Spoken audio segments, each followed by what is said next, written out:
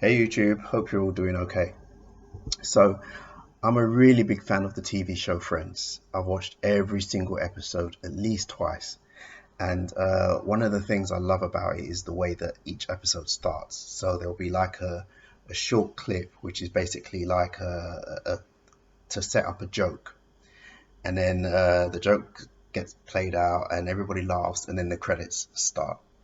Now, one of my favorite pre-credit scenes is when they're all sitting in Central Perk, which is almost every single one, but they're all chatting away, and then they're talking about omnipotence.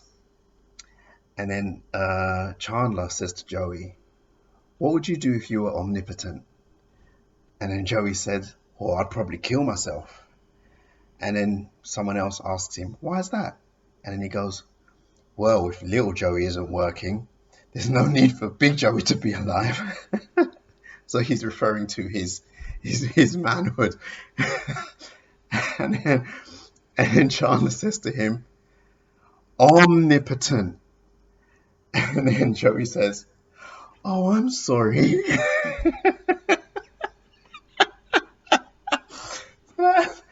That's one of my favorite scenes.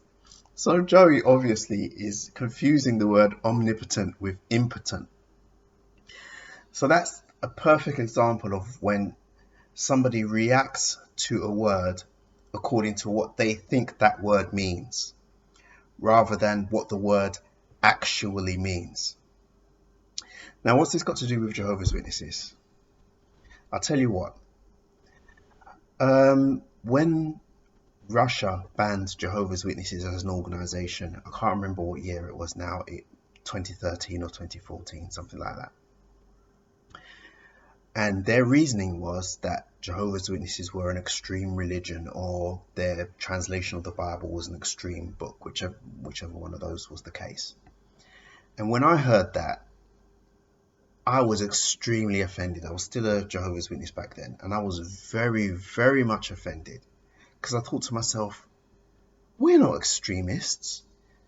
When was the last time you ever heard of a Jehovah's Witness suicide bomber, or a Jehovah's Witness assassin, or something like that? We don't start religious wars or anything like that. We're not extreme. And I was really, really offended. But the reason I was offended was exactly the same reason why Joey responded to the word omnipotent in the way that he did in that episode of Friends. It's because I was reacting to what I thought the word extremist meant in that context, rather than what it actually did mean. So now that I know what the word extreme means in that context, I can honestly say, yes, Jehovah's Witnesses are an extreme religion. How so? As I'm sure a lot of you know, the IICSA inquiry is going on, and yesterday and the day before, the inquiry were dealing with Jehovah's Witnesses and how they internally handle incidents of child abuse. And I saw that elder, who is sort of like the PR spokesman for the organization, Paul, is it Paul? Paul Gillies. I probably butchered his name completely. Please feel free to correct me in the comments. I saw him lie, blatantly lie.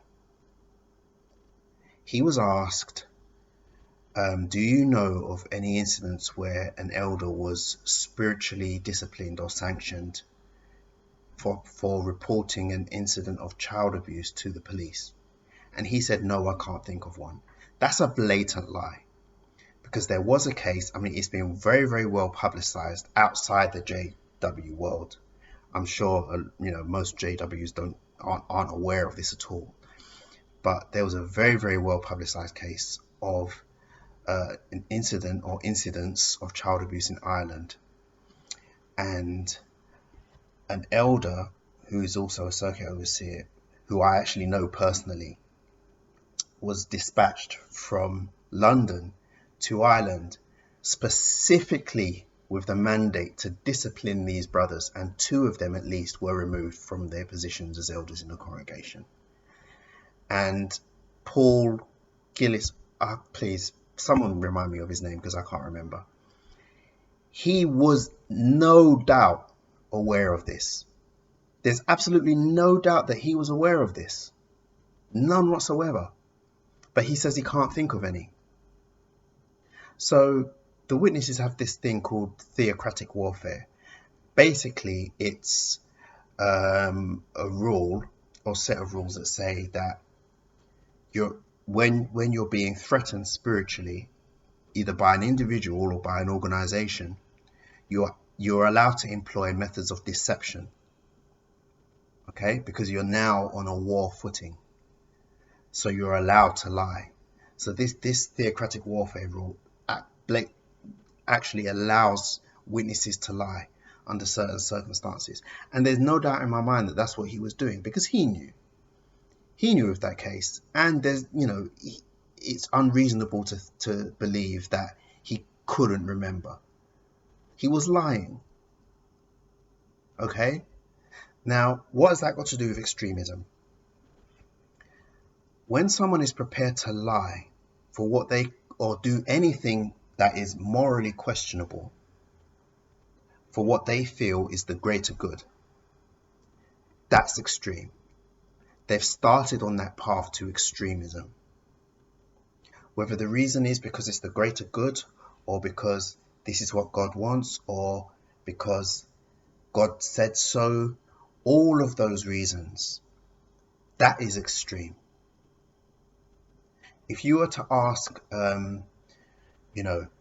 a suicide bomber or someone from the KKK and ask them how they justify the terrible things that they do, their reasoning would be exactly the same as the reasoning that allowed that elder to lie.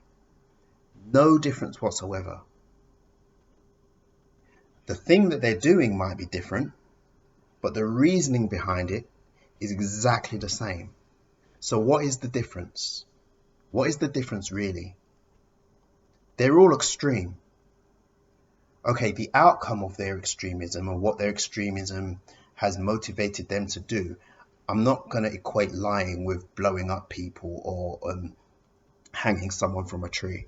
Of course, they're vastly different. But lying is the thin end of the wedge. It definitely is. And it's not necessarily the action that's extreme, it's the reason behind it. It's the reason behind it. So, as you may know, if you've watched some of my earlier videos, I've only woken up from the JW religion recently. I've been out of the religion for over a year, but I've only woken up in the last 2 months or so. And I'm glad that I saw that. I really am. Because being a newly woken up person, every now and again you think to yourself, what if I'm wrong? What if I'm wrong? What if I've made a mistake? As I like to call it, I still have that inner Jehovah's Witness. And those thoughts do cross my mind from time to time. But seeing things like the IICSA inquiry really, really helps me to be comfortable with where I am at now, not being in the religion, and deciding 100% to never ever return. Because I don't want to be extreme. I don't believe in extremes. I don't think extremism is where you find truth. Truth always lies between two opposite extremes. Not necessarily dead center in the middle, but it's never at either end. Never. So, thank you, Paul, whatever your name is, for lying. Of course, I don't mean that him lying was a good thing. Obviously, the subject that he's lying about is despicable. I feel sorry for all the victims of child abuse, and I'm completely disgusted by the way the JW organization handles it. Completely disgusted. But if there's any good to come out of any of that, it's that it's helping people to wake up. and helping people to stay woken up. You know, it's definitely done that for me. That's all I wanted to say. If you haven't subscribed to the channel, please do so, and please like this video as well, not just for my sake, but for all of the XJW channels. If you like one, then the YouTube algorithm is nice to all of them. So that can only be a good thing. So please do that. And feel free to comment below as well. Okay, thanks for watching. See you in the next one.